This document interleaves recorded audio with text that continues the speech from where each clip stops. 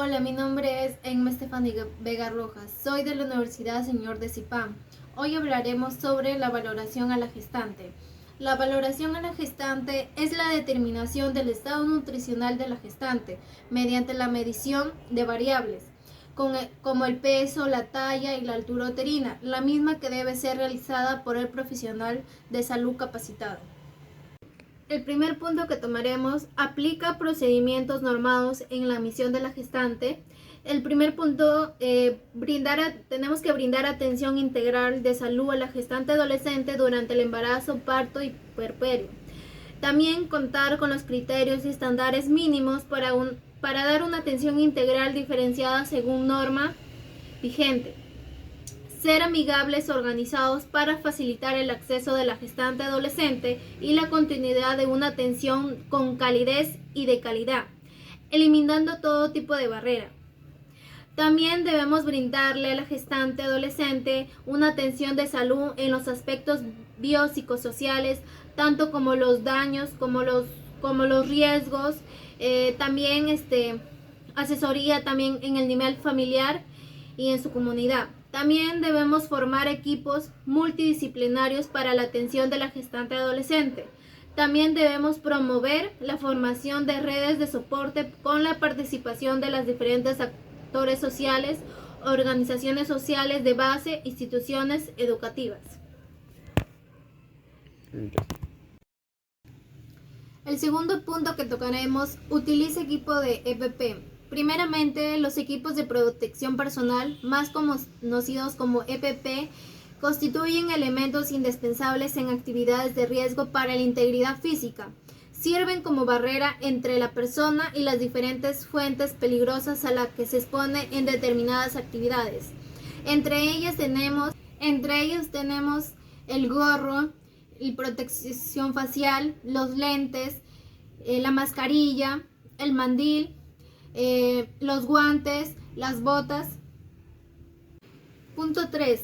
Identifica todos los materiales necesarios para la buena atención a la gestante. Tenemos el tensiómetro, el termómetro, también el centímetro, el oxiómetro.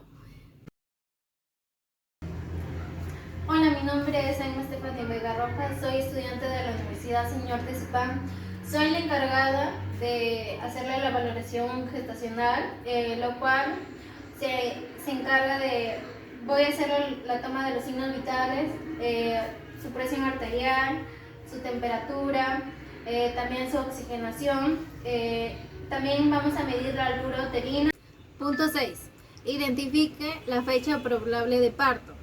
Tenemos dos métodos para saber la fecha probable de parto. Tenemos la regla de Nigel y la regla de Pinner. En la regla de Nigel nos dice que es el cálculo que se realiza para fijar la fecha probable de parto, lo cual se obtiene sumando 7 días a la fecha de la última regla y restando 3 meses al resultado. Y la regla de Pinner es la fecha probable de parto, lo cual se calcula a partir del día en que se realizó la última menstruación. A esta fecha se le suma 10 días y un año y se retrocede 3 meses. La paciente María, su última regla fue el 19 de abril del 2021. Hicimos la regla de Nigel, lo cual nos dice que su fecha probable de parto será el 26 de enero del 2022. Hola, ¿cómo están? Quien les saluda es Diana Judy Delgado Silva. Como ya mi compañera nos presentó, somos estudiantes de la carrera profesional de enfermería de la Facultad de Ciencias de la Salud de la prestigiosa Universidad Señor de Zipán.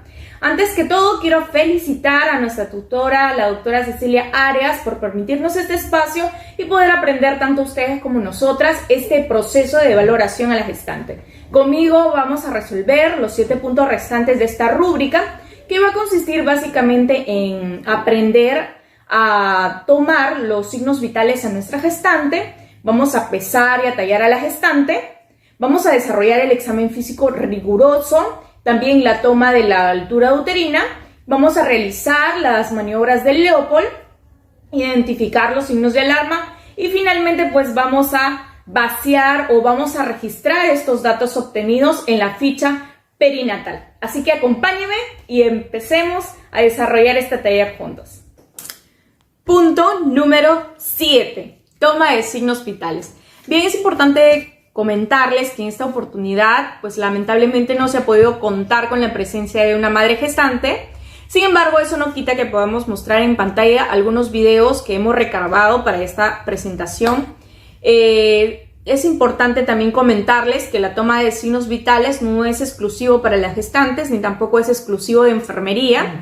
Es importante que aprendamos mucho más en esta pandemia a valorar los signos vitales, ya que si obtenemos algún valor anormal de nuestro paciente, pues tendríamos una clara alarma de que nuestro paciente puede estar enfermo o podría desarrollar también alguna complicación.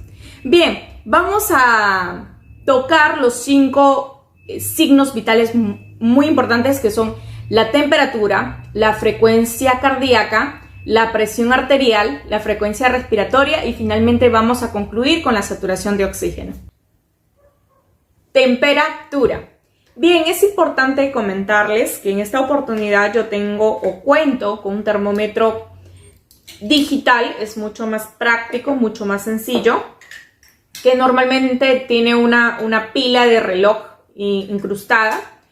Pero si en casita tienen algún termómetro de mercurio, que normalmente es uno de vidrio, que tiene el cuerpo milimetrado, esto también nos va a servir para poder realizar la toma de temperatura corporal a nuestro paciente.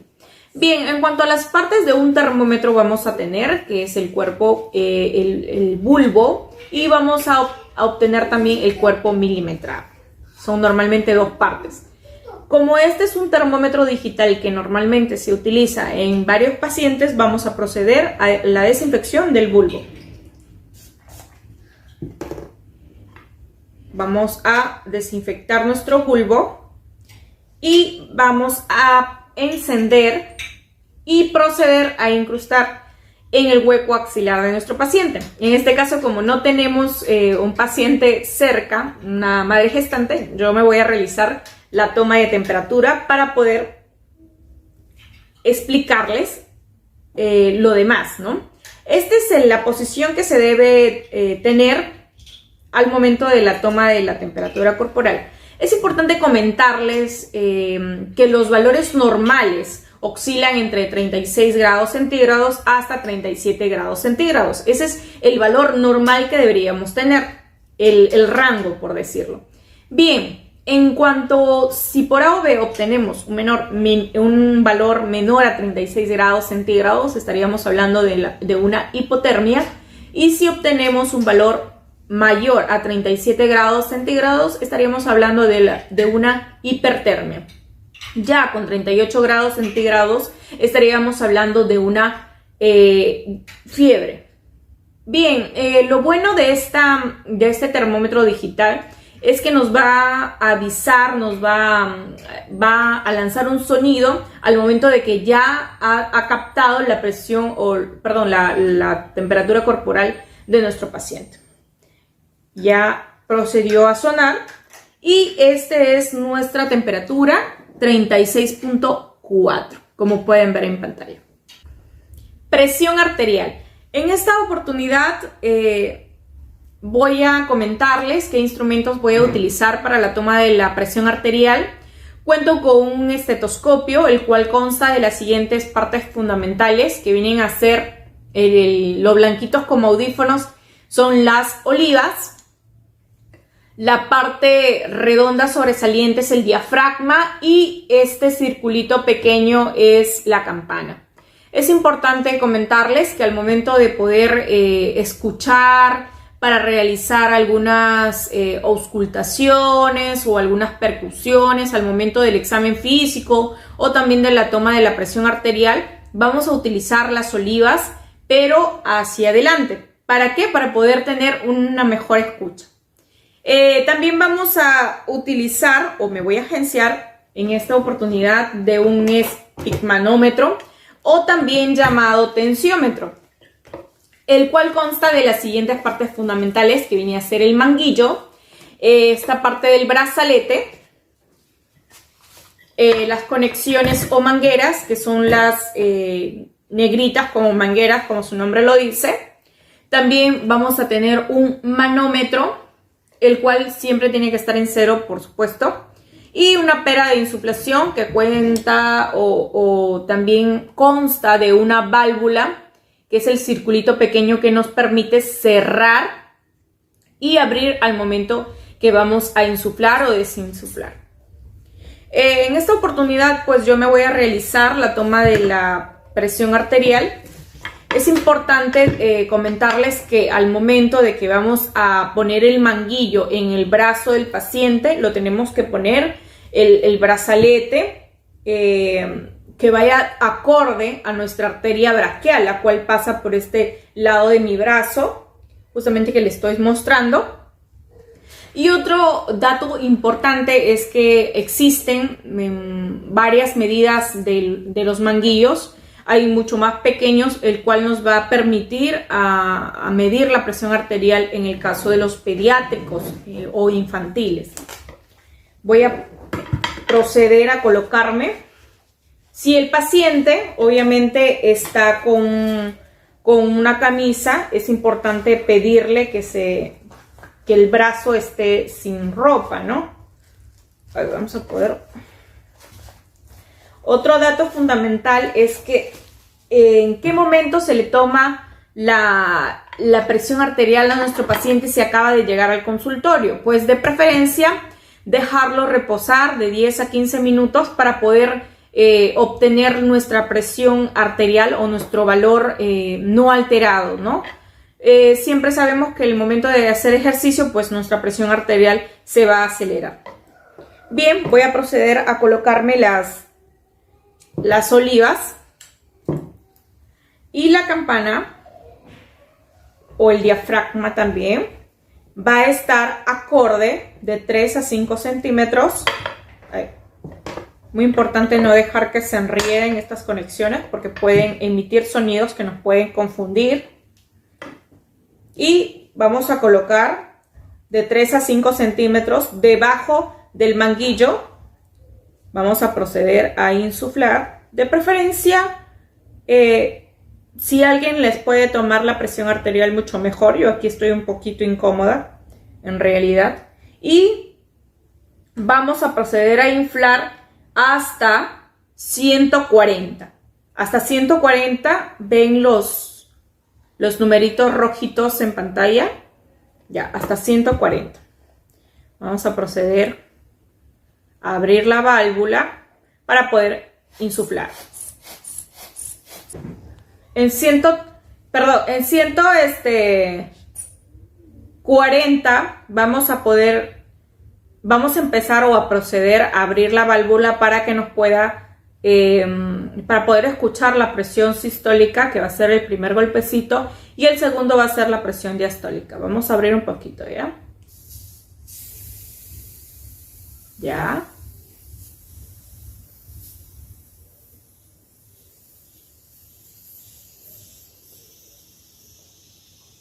Ya. Luego, cuando ya hemos determinado o escuchado nuestra presión, vamos a empezar a retirar e inmediatamente vamos a proceder a anotar la presión que hemos encontrado. En mi caso, he encontrado una presión de 120 sobre 80. De 120 sobre 80. Bien.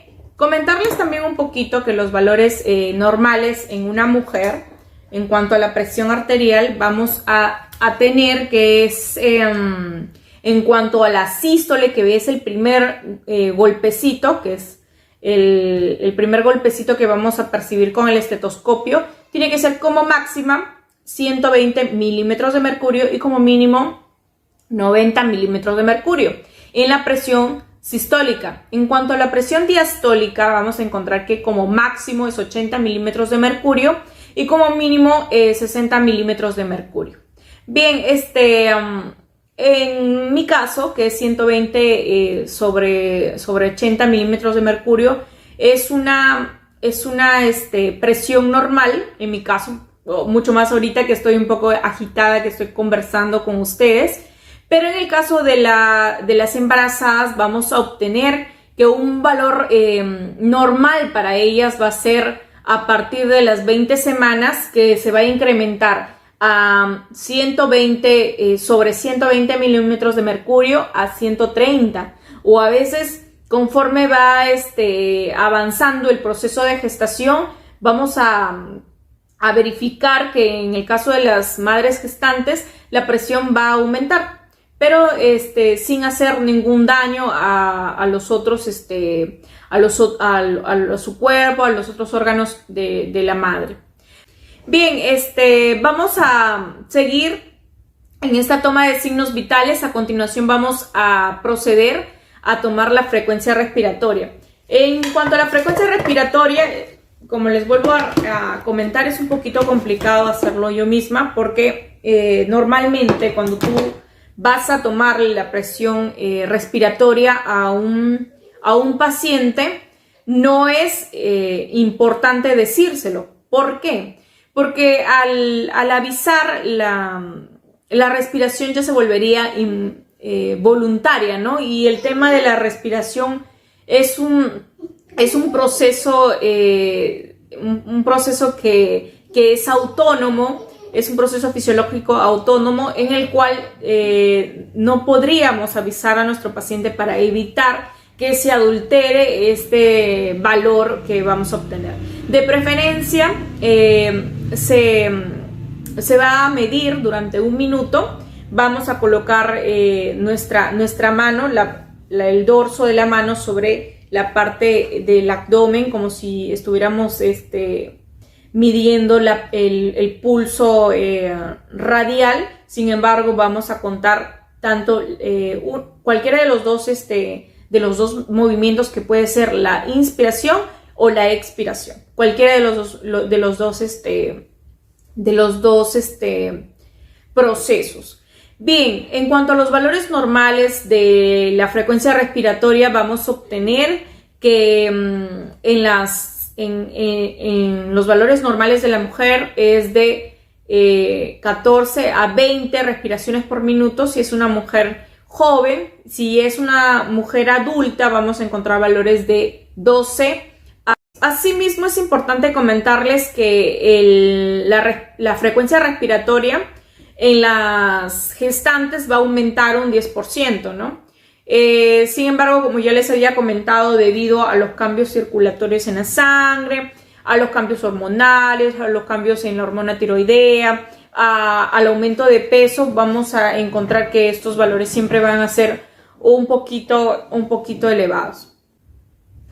Saturación de oxígeno. Finalmente vamos a realizar la toma de la saturación de oxígeno, que viene a ser el paso del oxígeno por la hemoglobina, el cual nos vamos a agenciar de un oxímetro. Este es el aparatito que nos permite verificar o saber la saturación de oxígeno, muy famosos durante la pandemia. Vamos a tomar el dedito de nuestro paciente, vamos a desinfectarlo de preferencia y vamos a proceder a prenderlo. Lo ponemos como una grapita ahí. Es importante también comentarles que en el oxímetro nos va a arrojar dos valores. El primero es la saturación de oxígeno y el otro es la frecuencia cardíaca. Ahí lo tienen. 97 de saturación de oxígeno y 81 de la frecuencia cardíaca. Bien, en cuanto a los valores normales, ustedes se preguntarán cuáles son los valores normales. En un paciente, pues los valores oscilan entre 90 y 100 en saturación de oxígeno. Si encontramos a un paciente con un valor menos que el cual estoy diciendo, tenemos que saber que es una hipoxia leve, hipoxia grave, y así se van clasificando los tipos de hipoxia.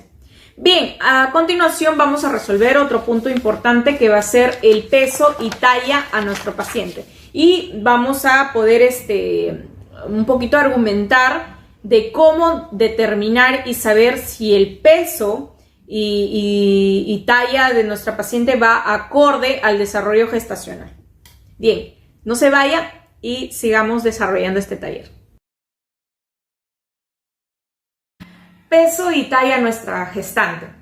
Bien, es importante comunicarles que hemos trabajado con la guía técnica para la valoración nutricional antropométrica a las gestantes del Ministerio de Salud, en el cual tiene como finalidad contribuir con el mejoramiento de la salud en la gestante y con la disminución de la morbimortalidad materno-infantil mediante una adecuada valoración nutricional antropométrica en la atención integral de salud.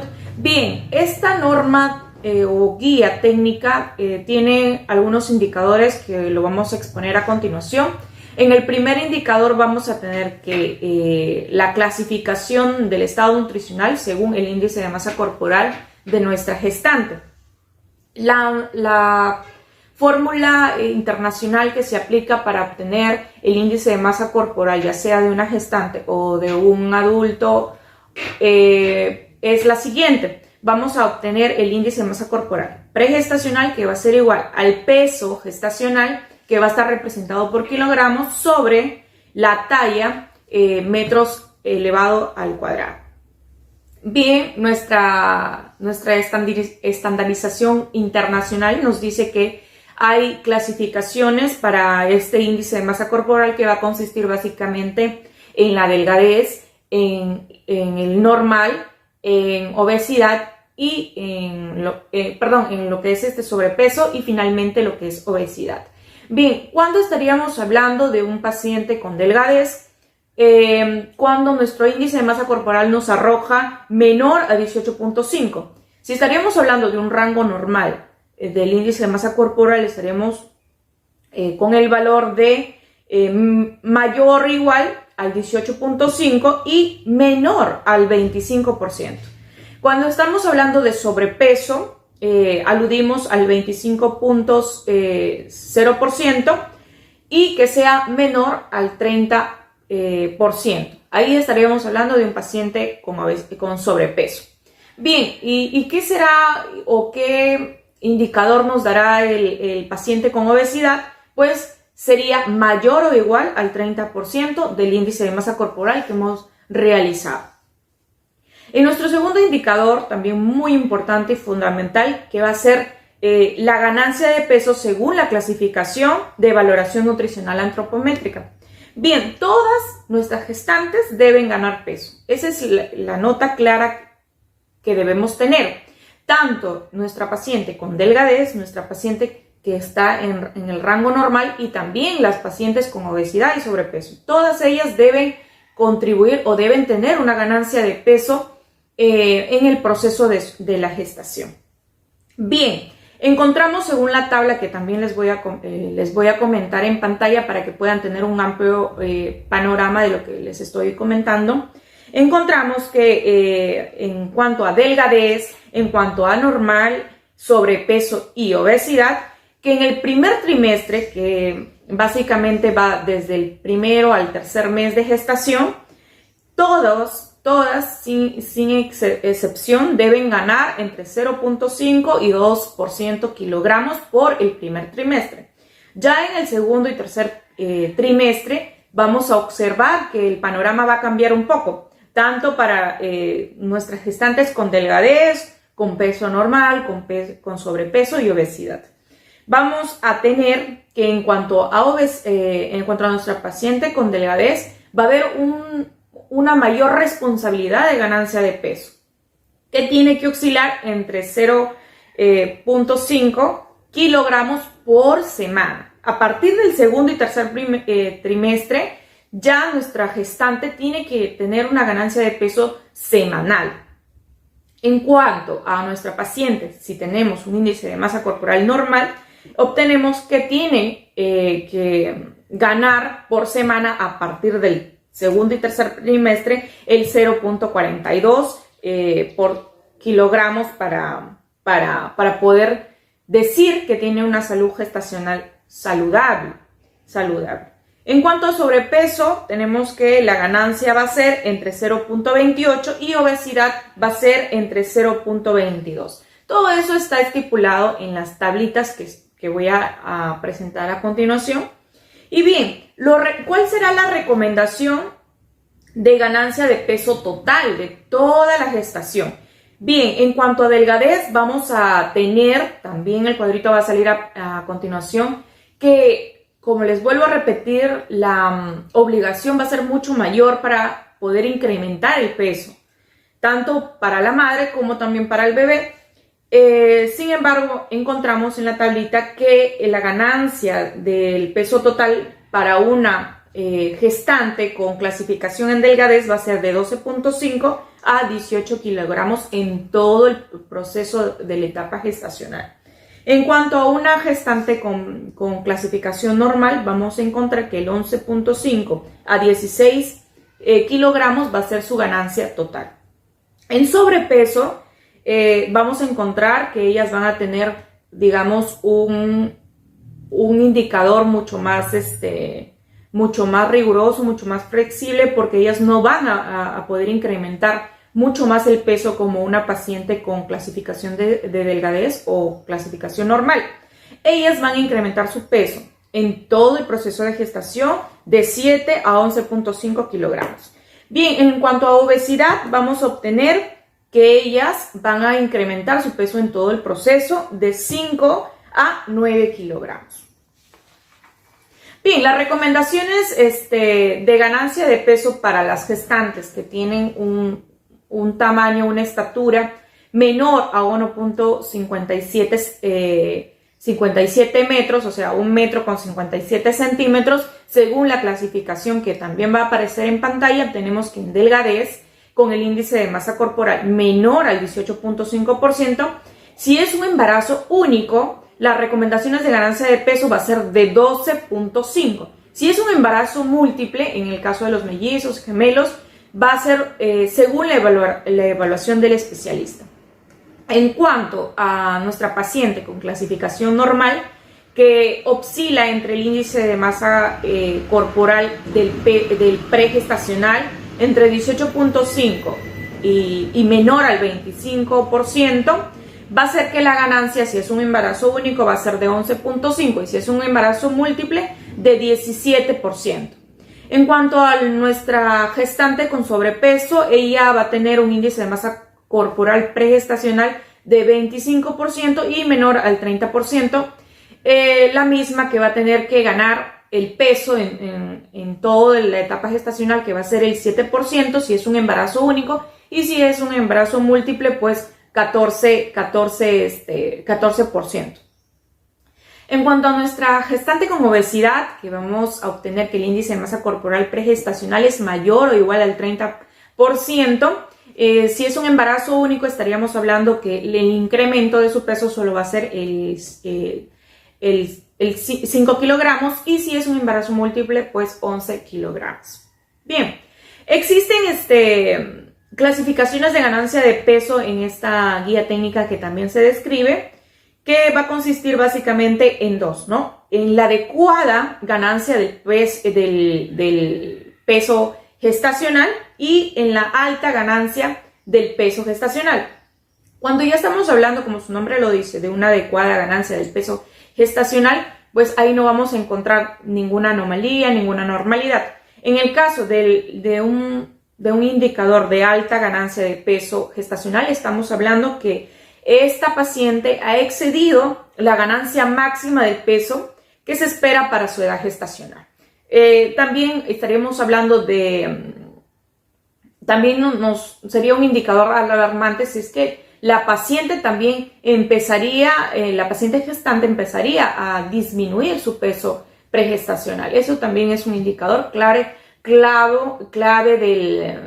de que estaríamos hablando de una anomalía dentro de esta valoración nutricional a nuestra gestante. Tercer indicador de esta guía técnica de valoración para la gestante. Bien, en el tercer indicador vamos a encontrar la clasificación de la altura uterina según la edad gestacional. Es importante comentarles que esta valoración se da a partir de la 13ª semana hasta las 39 semanas de gestación. El feto aumenta su tamaño con la edad gestacional y ese crecimiento se mide clínicamente con una cinta métrica flexible e inestable.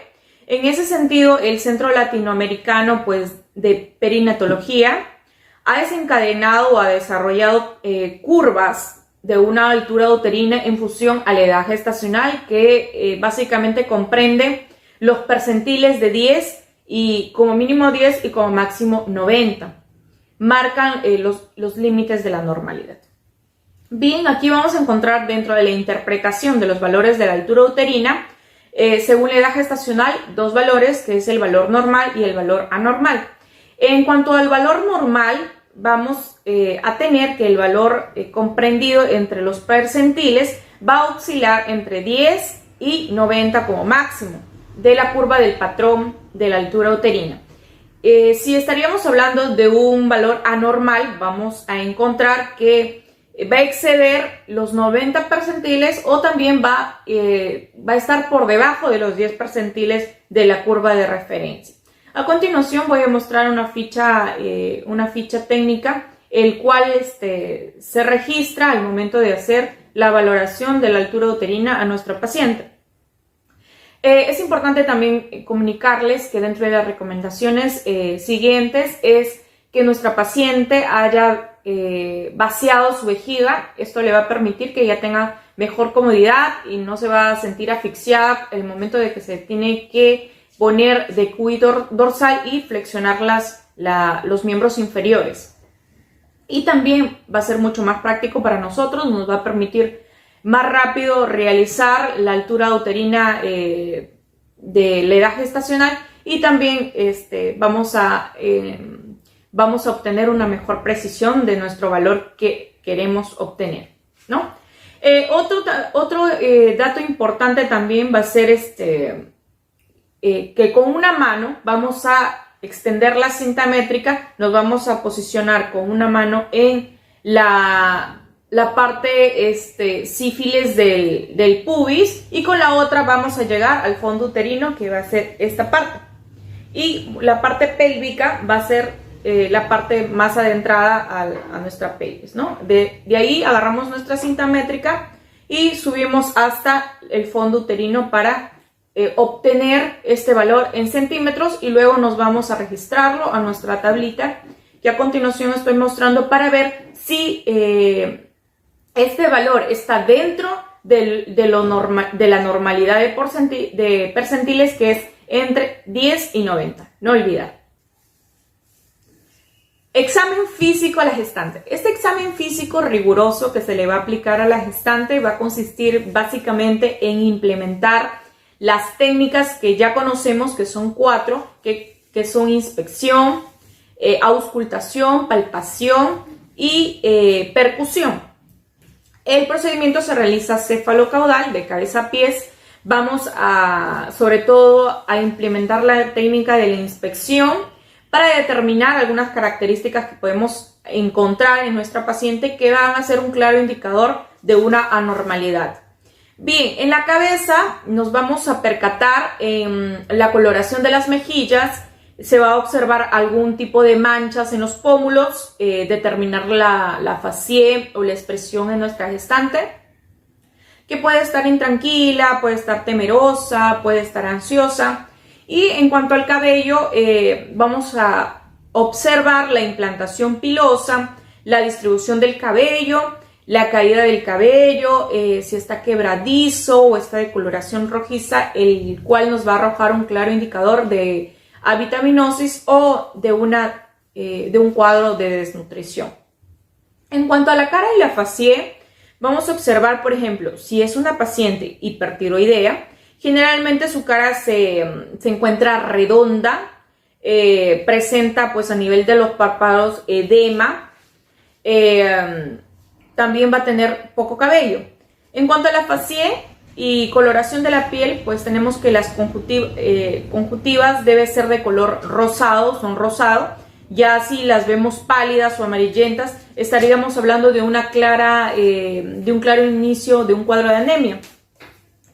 También veremos lo que es la esclerótida, que normalmente debe ser blanca. Si la encontramos amarilla, no estaríamos frente a un cuadro clínico de trastorno hepático. También nos vamos a percatar en lo que es la edema en los párpados, una expresión de retención de líquidos, el cual es un indicador muy clave en la hipertensión arterial gestacional. En la boca vamos también a poner énfasis, veremos que esas mucosas estén hidratadas, que no estén secas, si presenta piezas dentales completas o algún tipo de anomalía en las piezas dentales o falta de las piezas dentales, el cual estaríamos realizando una interconsulta derivándolo con los profesionales especialistas de la salud bucal. En el cuello también vamos a poner mucho énfasis, nos vamos a focalizar en la simetría y con la ayuda de la palpación vamos a buscar los nódulos. Se palpa también los pulsos, además también se va a palpar la glándula tiroidea. Esta que generalmente se encuentra hipertrófica, es decir, se encuentra aumentada en el proceso gestacional.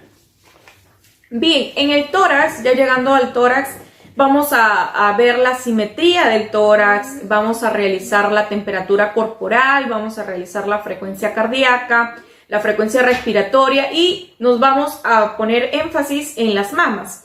Las mamas es una inspección en la cual vamos a ver si hay simetría, si hay coloración de las mamas, si vamos a buscar los nódulos o los ganglios y si el pezón está formado o no.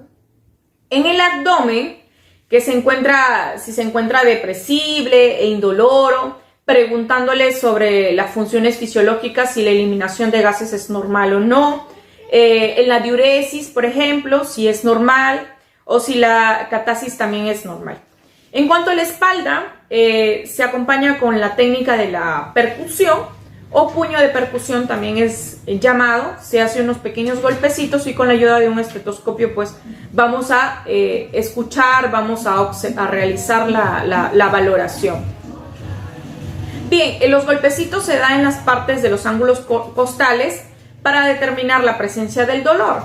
Generalmente el dolor en la zona lumbral está asociado a la disuria, a la poliguria, nos puede dar una manifestación clara si hay una infección urinaria. También en los miembros inferiores vamos a realizar o revisar si hay una simetría de los miembros inferiores, si presenta varices, si presenta edemas, que es un claro indicador de la retención de líquidos por la sobredosis de potasio, ¿no? De potasio y sodio. También vamos a revisar la coloración. Bueno, principalmente estas son las recomendaciones que debemos tener al momento de realizarle un examen físico a nuestra paciente gestante. En cuanto a las recomendaciones fundamentales, puedo decir que se le recomienda a la gestante que vacíe la vejiga para tener mejor al momento de realizar este examen físico. Ya nos adentramos en el 11º punto de esta rúbrica de valoración a la gestante, que va a consistir en las maniobras de Leopold. Las maniobras de Leopold toman el nombre del investigador quien las describió por primera vez. Va a consistir en una valoración obstétrica que va a consistir entre el fondo uterino y la parte pélvica de la gestante. Para tener un examen satisfactorio se deben emplear las 4 maniobras de Leopold, lo cual nos permitirá identificar 4 puntos importantes, que va a ser la actitud fetal, la presentación fetal, la situación fetal y también la posición fetal. Bien, nuevamente las recomendaciones para nuestra gestante es que vacíe su vejiga. En la primera maniobra, que nos va a ayudar a determinar lo que se encuentra en el fondo uterino. Este es el fondo uterino. Voy a ponerme un poquito más atrás para que puedan visualizarme. Se debe palpar el abdomen con ambas manos, se debe percibir una masa que puede ser la cabeza o los glúteos del bebé. En cuanto a la consistencia relativa, vamos a encontrar que en cuanto a la cabeza va a ser un poco más dura que en relación a los glúteos. Su forma, la cabeza es mucho más redonda, mucho más dura y los glúteos se sienten angulares, ¿no? Su movilidad, la cabeza se mueve en forma independiente del tronco, mientras que los glúteos sí tienen que tener una simetría o una dependencia del tronco. Asimismo, encontramos que la siguiente maniobra va a ser el paso para determinar dónde se encuentra la espalda, ¿no? En relación al lado izquierdo o al lado derecho de la madre. Es decir, vamos a juntar nuestras dos manitos y vamos a realizar una presión con una mano. Bien, si hacemos la presión con la mano derecha, aquí vamos a palpar que la espalda, algo liso que va a ser la espalda del bebé. Y si en este lado estuviera la espalda, aquí vamos a encontrar diferentes masas que vienen a ser las extremidades del bebé, que no va a estar uniforme, no va a estar liso, ¿no? Bien, pasamos a la tercera maniobra de Leopold, que esta maniobra nos va a permitir identificar qué parte o posición del feto se encuentra más cercana a la zona pélvica. Los hallazgos de esta maniobra deben ser opuestos a la primera maniobra. Es decir, si nosotros al momento de que palpamos el fondo uterino hemos encontrado la cabeza, eso quiere decir que en la zona pélvica vamos a palpar los glúteos. Entonces, si aquí también palpamos las nalguitas del bebé, pues aquí en la zona pélvica va a haber una forma redonda, más dura, que eso nos va a dar un indicador de que esa es la cabecita del bebé. Bien, se debe palpar con ligera presión con una sola manito. Con esta mano se colocará sobre la porción inferior del abdomen por arriba de la sífilis del pubis y con un dedo pulgar y los dedos de la mano en una forma de C, pues, ¿no? Así, que sea la zona pélvica y así vamos a palpar. Finalmente, en la cuarta maniobra, esta nos va a permitir utilizar o determinar la ubicación prominencia cefálica y nos indica hasta dónde descendió la cabeza de la pelvis. La cabeza en la pelvis, perdón. Si se palpa la prominencia cefálica con facilidad, como si se encontrase justo por debajo de la piel, tal vez el occipal esté en la posición posterior. Bien, vamos este es muy importante, puesto que nos va a dar un claro indicador si la gestante ya al culminar su periodo gestacional puede o es candidata para un parto normal o para una cesárea. Este es un claro indicador. Signos de alarma. Ya estamos por concluir este taller de valoración a la gestante y es bueno identificar los signos de alarma para que nuestra gestante pueda conocer y pueda saber en qué momento debe acudir al centro médico más cercano. Bien, si encontramos hinchazón en los pies, hinchazón en la cara, hinchazón en las manos o visión borrosa, zumbido en los oídos, puede ser una clara alarma de alguna hipertensión arterial o preeclampsia, que básicamente el 10% de las embarazadas lo desarrolla y esto sería, digamos, prevenido gracias a las valoraciones que se realizan a la gestante.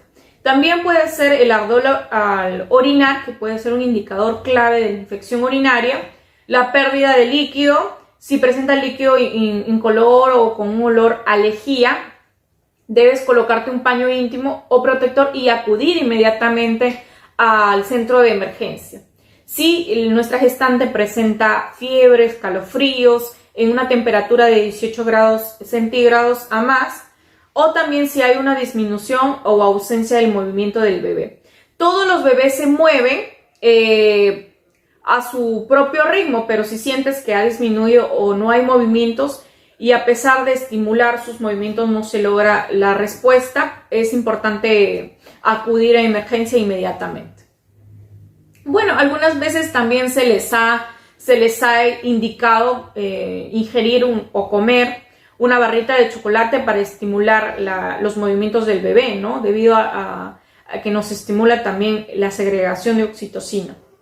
También otro punto de alarma muy importante puede ser las náuseas y los vómitos. Se sabe que durante el primer trimestre de embarazo las náuseas y vómitos son normales. Ya si en el segundo o en el tercer trimestre las náuseas y vómitos son frecuentes y tienen intensidad, hay que acudir inmediatamente a un establecimiento de salud. También si encontramos dolor intenso en la boca del estómago. Eso también es un claro indicio de alguna alarma que puede darnos si encontramos en una paciente. Bueno, eso sería todo con nosotros. Muchísimas gracias. Somos el grupo número 5 y con nosotras será hasta otra oportunidad.